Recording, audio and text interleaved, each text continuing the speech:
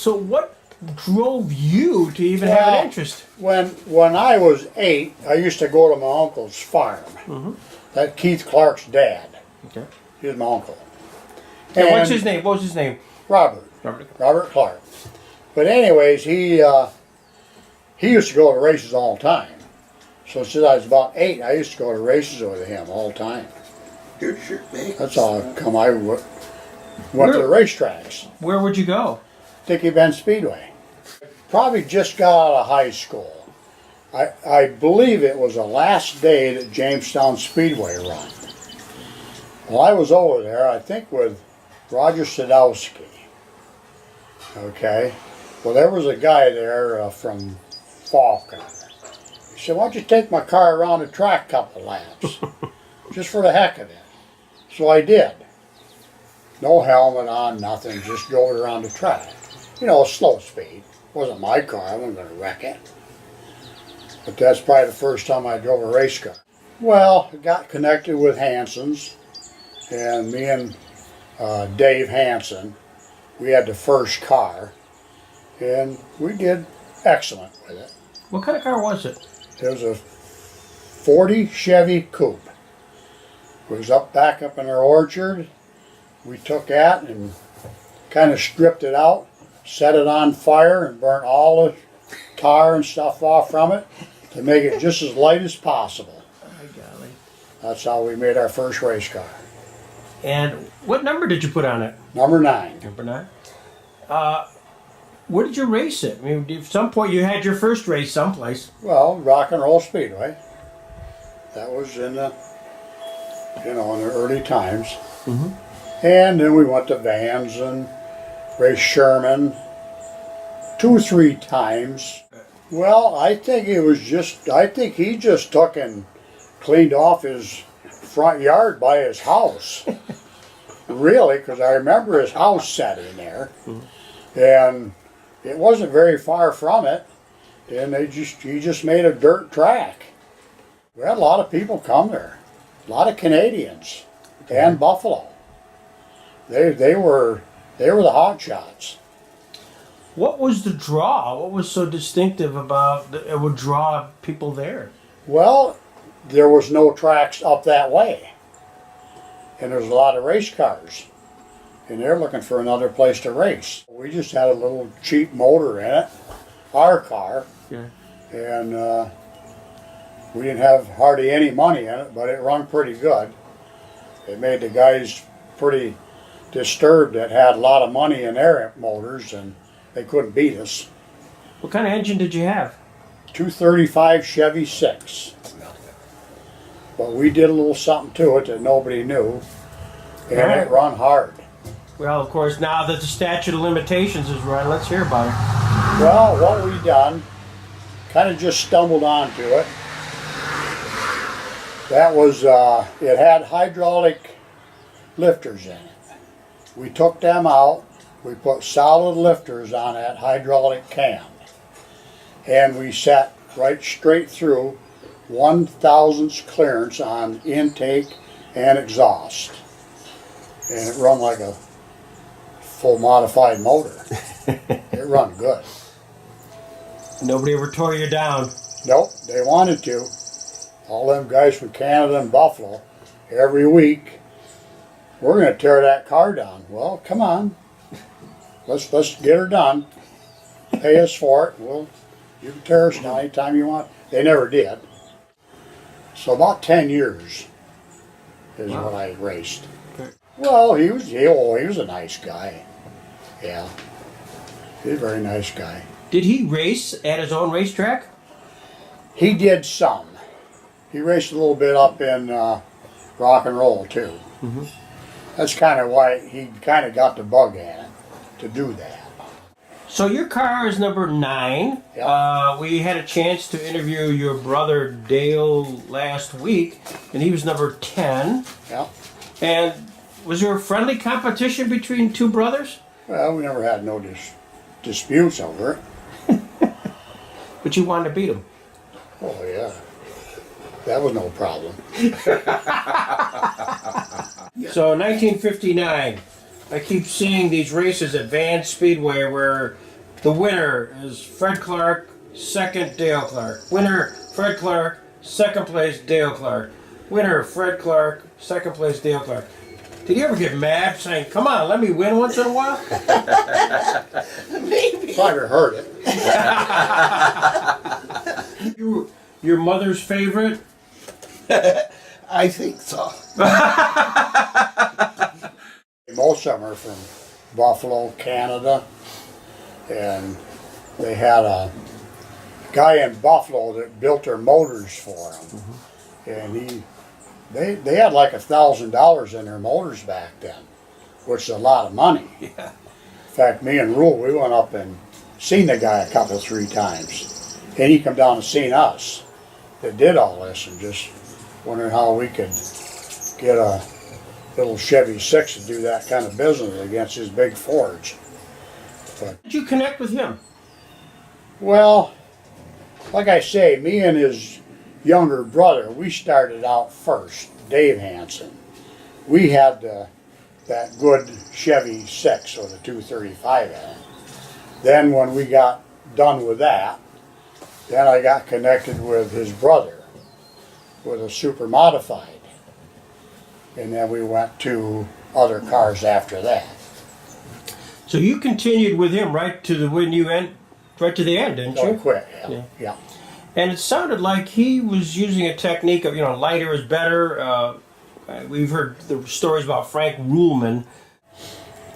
Well, like I say, we started out probably at rock and roll, then vans. If we got rained off in Frewsburg, we went to 3 Point a couple times. That's all. That's about all it ever lasted.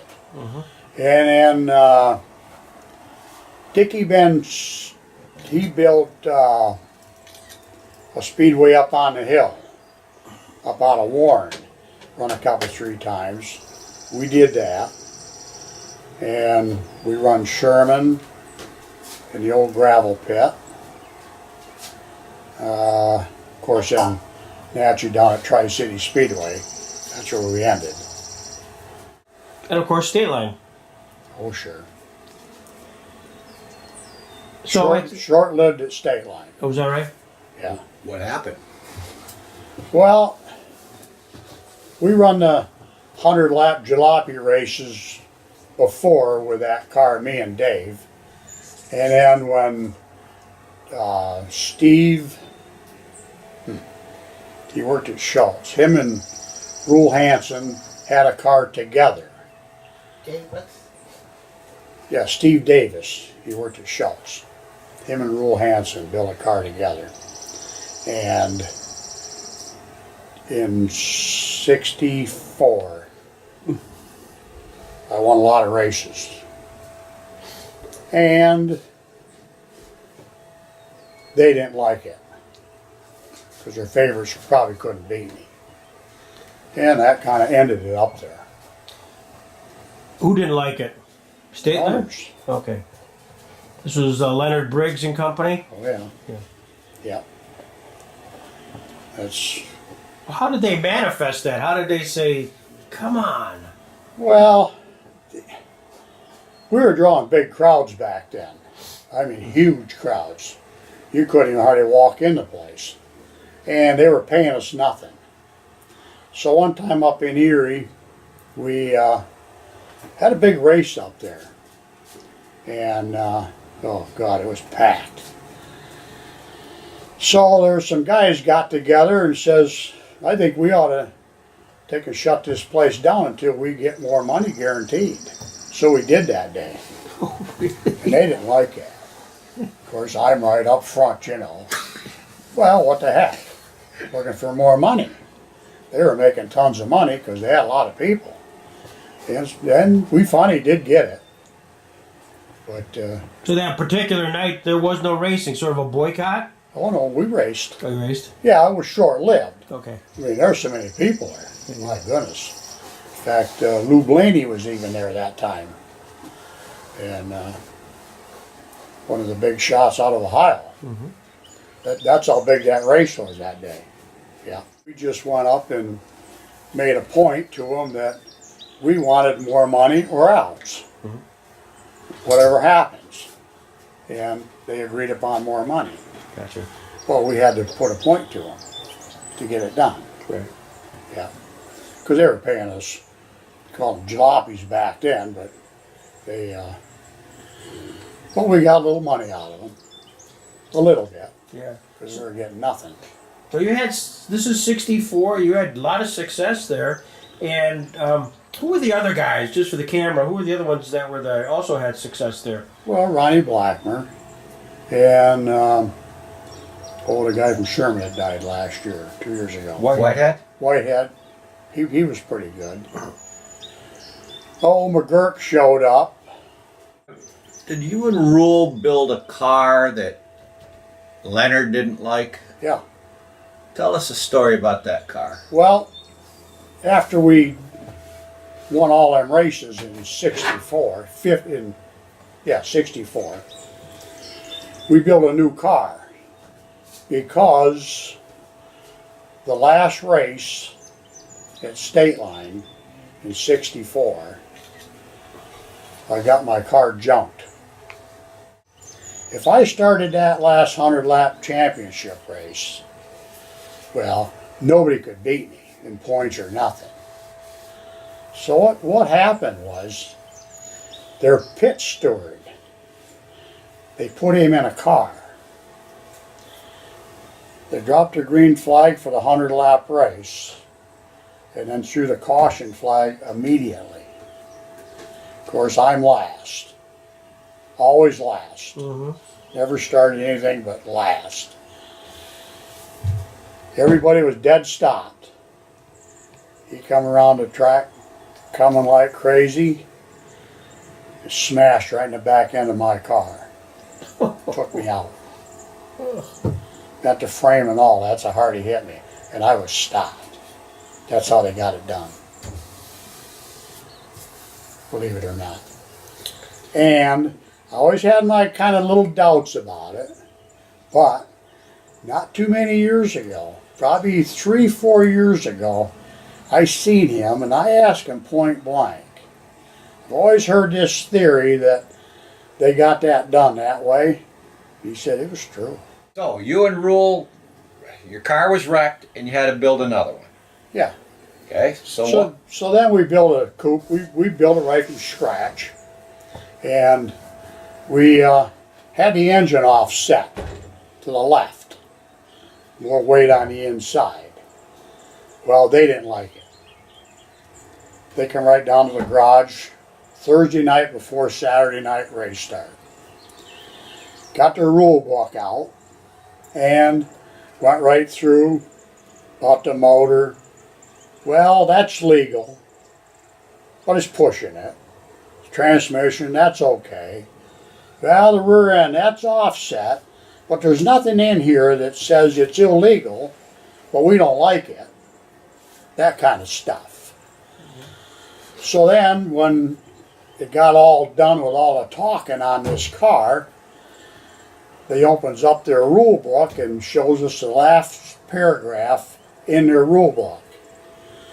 All final decisions on any car are up to the owners of the track.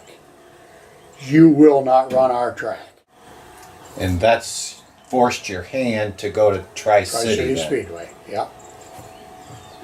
We were done there. What class did you have to race in at Tri-City, Fred? It was like a super stock class. I think that's what they called it. And you had success with that car down there, right? Yeah, I lost 3 races in a year and a half. Wow. Yeah. Yeah, we did really good down there. High bank quarter-mile track. There was just a short story about it. There was a school teacher. He had a 306 Ford. Ours is a 292 Chevy 6. And he won everything. We showed up and he won that day. I got 4th. The next week I got 2nd. And I think, I'm not sure if he was there or not, but He never come back to track after that because he knew he couldn't beat me. He just quit. But he was a hot dog till I got there. It was fun down there. And the guys were really, really good down there. Of course, Tri-City Speedway back then, that was considered one of the best tracks in the country. For the camera, where was that located? Dempsey Town. Oil City, down that way.